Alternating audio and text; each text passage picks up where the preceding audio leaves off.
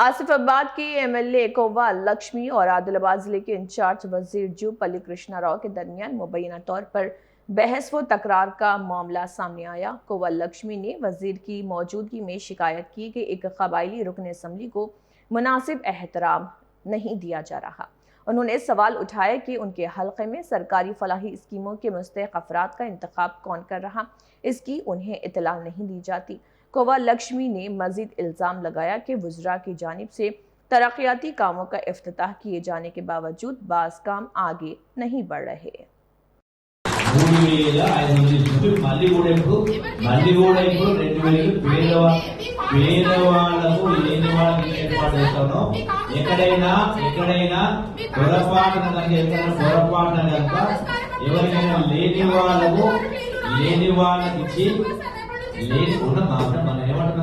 లేని వాళ్ళకి డబ్బు చేస్తే రాకపోతే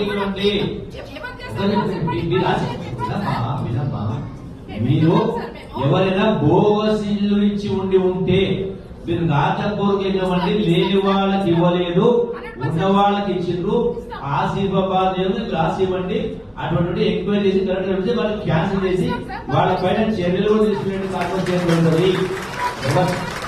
మూడో విషయానికి సంబంధించి మీరు మాట్లాడుకోండి. టెండర్ గురించి ఎప్పుడు జరిగింది?